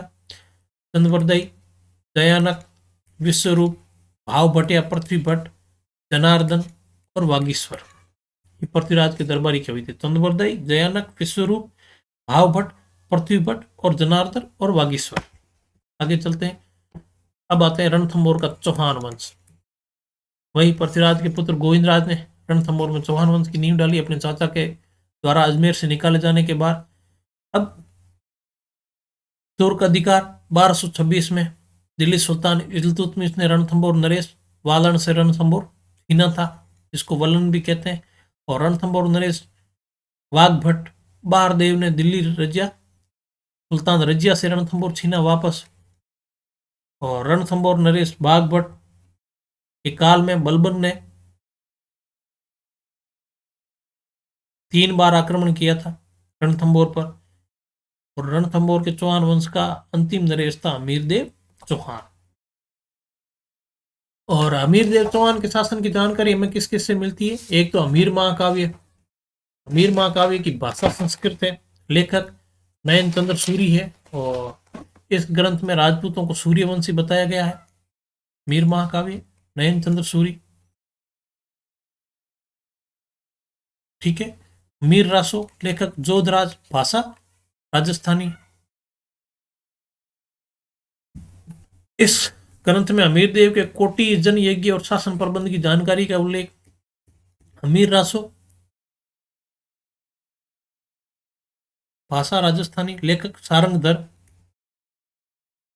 इस ग्रंथ में अलाउद्दीन खिलजी और अमीरदेव चौहान के मध्य युद्ध की जानकारी और 1301 ईस्वी में राजस्थान के प्रथम जौहर का उल्लेख। अमीर रासो नाम से 2 ग्रंथ है, एक के जोधराज है और एक के सारंगधर है। और भाषा दोनों की राजस्थानी है, ठीक है। और आगे चलते हैं। चौथा है अमीर मान मर्दन, अमीर मद मर्दन, भाषा राजस्थानी, लेखक जय सिंह सूरी। पांचवा अमीर हट, भाषा राजस्थानी, लेखक चंद्रशेखर। इस ग्रंथ के अनुसार अलाउद्दीन खिलजी और अमीर देव चौहान के मध्य युद्ध का मुख्य कारण चिमना को माना गया। चिमना कौन थी साहब? चिमना अलाउद्दीन खिलजी की बेगम थी, जिसको मोहम्मद शाह प्यार करता था। और मोहम्मद शाह को मृत्युदंड अलाउद्दीन खिलजी ने दिया, तो वो वहां से भाग करके अमीर की शरण में आ गया था। ये वही चिमना का प्रसंग है। मैंने कल जब ये तैयार कर रहा था तो मैंने पढ़ा था इसको, मीर महाकाव्य को। तो मुझे मीर महाकाव्य में इसके संबंध में एक कहानी जो लिखी हुई है उसका पता चला था कि अलाउद्दीन खिलजी कोई शिकार के लिए जाता है और वहां पर ये सभी बेगम था, हरम का पूरा जनाना जो विंग था, वो कहीं जंगल में घूमने स्नान करने के लिए जाता है। तो अचानक मौसम खराब होता है, आंधी बारिश आती है, तो ये वहां से बिछड़ जाते हैं और इसके तन पे कपड़े नहीं थे। और अचानक इसको चिमना को एक बाघ सामने आ जाता है। तो वहां पर फिर ये पहुंचता है मोहम्मद शाह और फिर ये इनका परिचय होता है। तो इसको पता चलता है कि बादशाह की बेगम है। उसको कपड़े देता है और उसको घोड़े पे बिठा के लाता है और उस शेर को मार देता है और उसकी बहादुरी से ये बड़ी प्रभावित होती है। और फिर दोनों के बीच ऐसा शुरुआत होने की तो स्टेज आती है, वहां पर मोहम्मद शाह पीछे हट जाता है। पर वो वापस जब वर में जाती है तो वो ऐसी कहानी फैला देती है जिससे अलाउद्दीन खिलजी को पता चलता है। तो वो इसके लिए मौत का फरमान लिख देता है और फिर वो वहां से अपने परिवार से भाग करके अमीर की शरण में आता है। तो ये कहानी थी उसके अंदर, मैंने उसको थोड़ा पढ़ा था कल, मुझे उसमें वक्त लगा था। तो ये इनके बीच में चिमना की स्टोरी थी। तो अमीर हट है वो कहता है कि इन दोनों के मध्य युद्ध का मुख्य कारण चिमना था। उपाधियां क्या क्या थी अमीर की? हट्टी शासक, बहुत हट था। और अलाउद्दीन खिलजी बार बार जब मोहम्मद शाह को सपोर्ट करने के लिए कहता है और अलाउद्दीन खिलजी बार बार युद्ध से बचने की कोशिश करता है और अमीर को कहता है कि उसे सौंप दो, तो अमीर अपना हट नहीं छोड़ता है। तो उसके बारे में एक कहावत प्रसिद्ध है, सिंह सवन सत पुरुष वचन कदलन फलत एक बार तिरिया तेल अमीर हट चढ़े न दूसरी बार। अमीर 16 युद्धों का विजेता था और उपाधि थी इसकी शाकंभरी नरेश, आचार्य बृहस्पति द्वारा दी गई थी। इसने कोटि यज्ञ किया था दिग्विजय के उपलक्ष्य में। राजपुरोहित विश्वरूप के निर्देशन में गुरु राघव देव थे इनके, आश्रित कवि विजयादित्य था। और स्वरचित ग्रंथ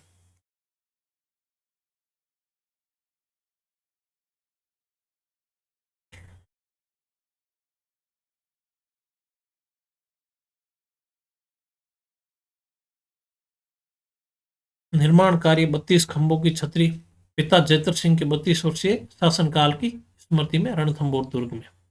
32 खंभों की छतरी पिता जयतर सिंह के 32 वर्षीय शासनकाल की स्मृति रणथंभौर दुर्ग में। इन्होंने अलाउद्दीन खिलजी की सेना को 3-4 बार हरवाया था, आखिर में ये हारे थे छल और कपट से। और इससे पहले जलालुद्दीन खिलजी और इनकी एक बड़ी फेमस है कि जलालुद्दीन खिलजी फिर जब आक्रमण करता है और जाइन को भी छीन लेता है, और जब वापस आता है जलालुद्दीन खिलजी रणथंभौर आक्रमण करने के लिए, जब वो उसको लगता है फिर वो सफल नहीं होता है और उसके प्रयास सफल नहीं होते, तो वो कहते हैं कि मैं ऐसे सैकड़ों किलो को मुसलमान के एक बराबर बाल के बराबर भी महत्व नहीं देता, और ऐसा कह के वो वापस आ जाता है।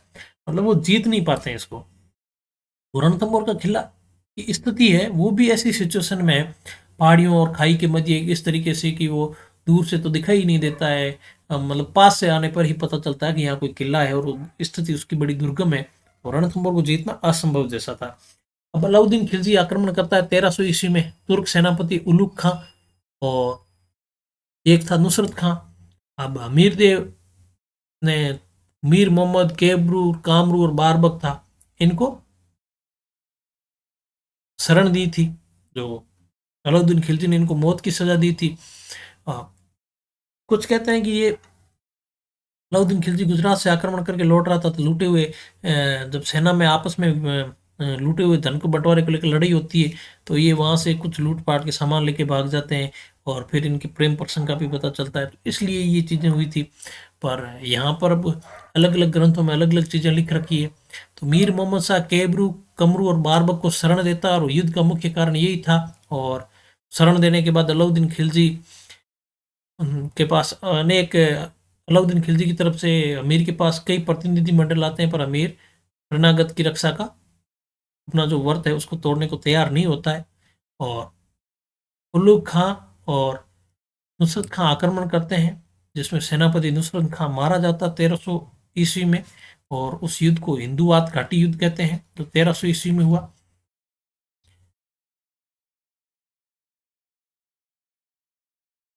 तुर्क दूत आता है जब अमीर देव चौहान से मोहम्मद शाह और इनको सपुर्द करने के लिए कहता है, तो वो कहता है कि मैं युद्ध के मैदान में सुल्तान के शरीर पर अपनी तलवार के वार से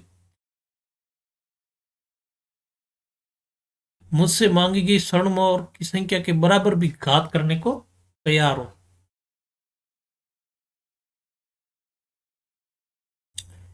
क्या करते हैं कि उसमें ये था, हाँ, ये जब उल्लेख खां और नुसरत खां आक्रमण करते हैं, तो मोहन देव तुर्क दूत बन के आता है अमीर देव के पास और कहता है कि आप क्यों मरना चाहते हो मीर मोहम्मद, और इसको हमें सपूत कर दो, 1 लाख स्वर्ण मोहराएं दे दो, और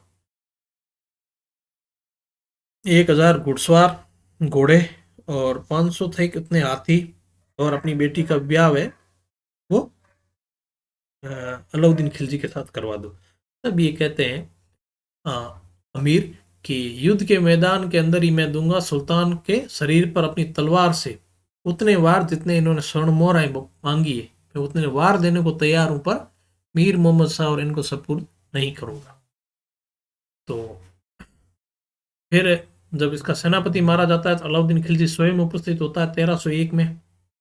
अब वो रतिपाल, रणमल और सुरजन शाह, ये रतिपाल तो सेना नायक था और रणथंभौर दुर्ग का रक्षक था, और सुरजन शाह अन्न भंडार रक्षक था। इनको अलाउद्दीन खिलजी अपनी तरफ मिलाने में सफल होता है, और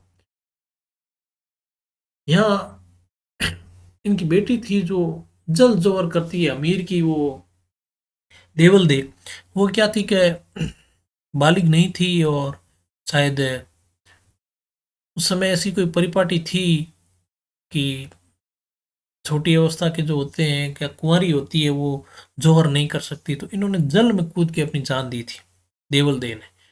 तो राजस्थान का प्रथम शाखा था, वो होता 11 जुलाई 1301 ईस्वी में महारानी रंगा देवी के नेतृत्व में, और देवल देव ने जल जोहर किया था।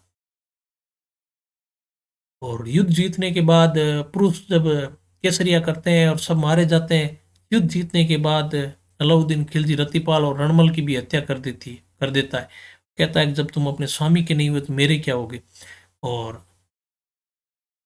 गढ़ विजय के बाद, रणथंभौर विजय के बाद अलाउद्दीन खिलजी कहता है कि आज कुफ्र का गढ़ इस्लाम का घर हो गया।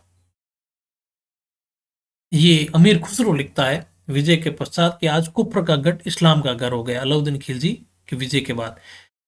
और फिर मोहम्मद शाह था जिसको शरण दी थी, उसके बारे में एक बड़ी रोचक मैंने अमीर महाकाव्य से एक आपके लिए पंक्ति ली थी कि जब युद्ध की स्थिति होती है तो मोहम्मद है वो कंधे से कंधा मिला करके इसके लिए लड़ा था। और जब इसको पता चलता है कि रतिपाल रणमल ने इसको धोखा दिया है अमीर को, तो और इसके लिए मोहम्मद शाह जब इनके लिए जान देने को तैयार है और उसकी जो भक्ति देख करके, और अमीर उसको कहता है कि हो गयो धन्य रे मोहम्मद शाह, मैं देख त्याग तेरो भाया, दुनिया राखे की याद सदा रिश्तो तेरो मेरो भाया, एक मुसलमान होयर भी तू आपना सी प्रीत निभाई है, पिछले जन्म रो शायद तू मेरो मां जायो भाई है। ये उससे मैंने ये उठाया था पूरा दुआ। तो मतलब इन दोनों के मध्य एक संबंध का बड़ा रोचकात्मक वर्णन है। और मोहम्मद की जान के लिए और उसके बेटों के लिए फिर ये अलाउद्दीन खिलजी बहुत ज़्यादा, हद से ज़्यादा करता है अपने राजपूत भाइयों के साथ। 4 से 5 बार युद्ध करता है और कई इसके लोग मारे जाते हैं। तब मोहम्मद इसको कई बार निवेदन भी करता है कि मेरे जैसे के लिए आप इतना मत कीजिए, अब मुझे वापस जाने दे दीजिए, मैं स्वयं को सपोर्ट कर देता हूँ। पर अमीर कहता नहीं, जब मैंने तुम्हें प्राण रक्षा का वचन दिया है तो अभी अमीर पीछे नहीं हटेगा। और फिर अलाउद्दीन खिलजी जीत जाता है। फिर उलुग खां को रणथंभौर का प्रशासक नियुक्त करते हैं। मोहम्मद शाह घायल होता है। अलाउद्दीन खिलजी कहते हैं उसे कि यदि तुम्हें उपचार से ठीक कर दिया जाए तो तुम्हारा हमारे प्रति कैसा व्यवहार होगा। तब मोहम्मद शाह कहता है कि सबसे पहले मैं अमीर के पुत्र को गद्दी पर बिठाऊंगा और तत्पश्चात तेरा वध करूंगा। ये उसका कथन था। तो उसने भी दोस्ती बहुत अच्छे ढंग से निभाई थी। आगे चलते हैं जालौर के चौहान। जालौर के चौहानों का संस्थापक कौन था? कीर्तिपाल। और चौहान वंश की नींव 1181 में रखी गई। प्राचीन नाम जाबलीपुर। और जालौर के दुर्ग को स्वर्णगिरी दुर्ग भी कहा जाता है। अब वंशों में सोनगढ़, कंचनगिरी भी का नाम है। सोनगढ़ और कंचनगिरी किसका नाम है? जालौर दुर्ग का। ठीक है, स्वर्णगिरी भी कहते हैं। सबसे प्रसिद्ध शासक कान्हड़देव चौहान, अलाउद्दीन खिलजी से भिड़ा था ये भी। और कान्हड़देव चौहान के शासन की जानकारी पद्मनाभ द्वारा रचित ग्रंथ कान्हड़देव प्रबंध में मिलती है। कान्हड़देव प्रबंध किसका रचित ग्रंथ है? पद्मनाभ का।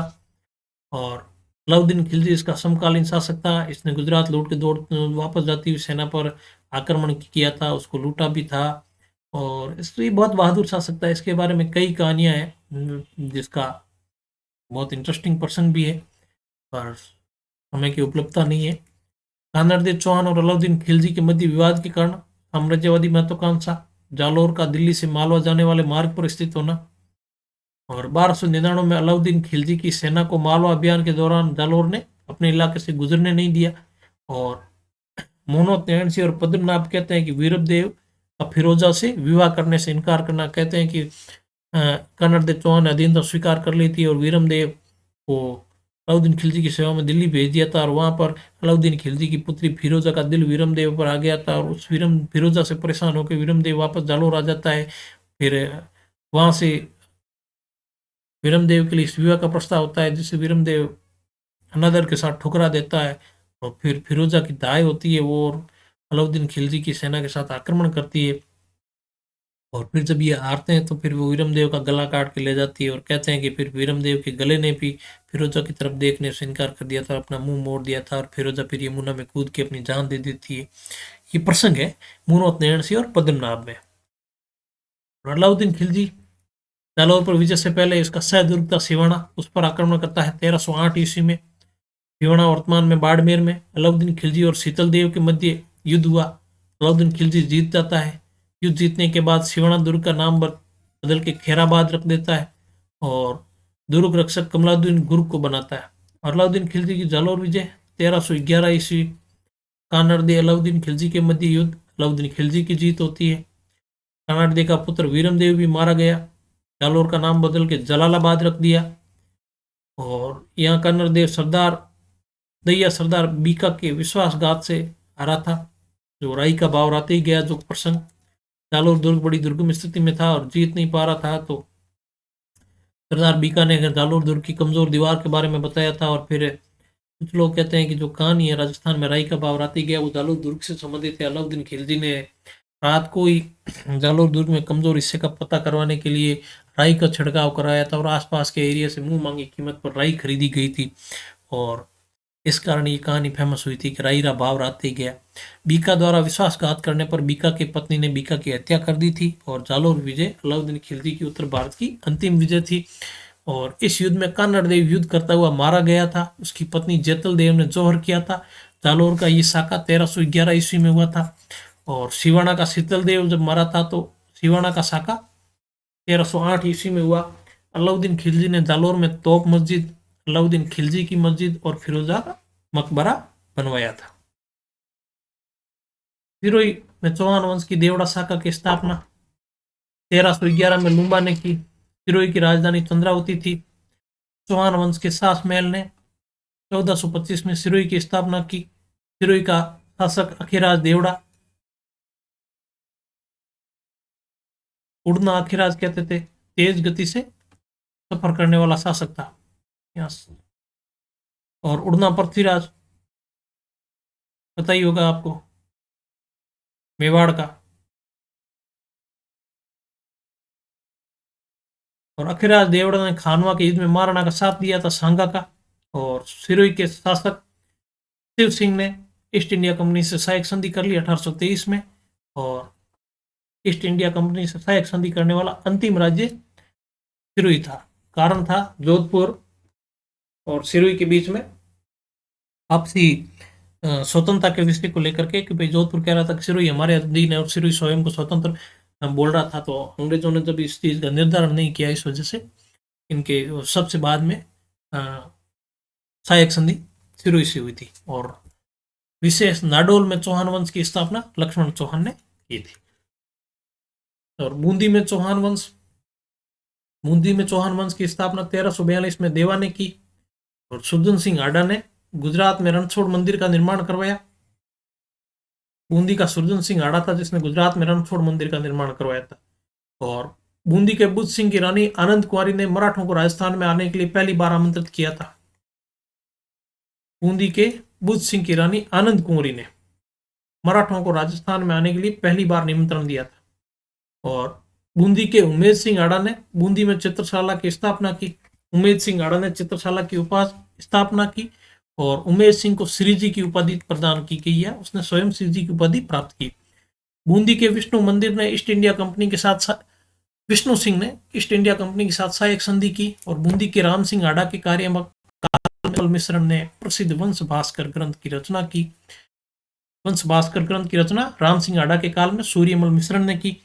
और माधो सिंह प्रथम ने चौहान वंश की आडा शाखा की स्थापना की थी।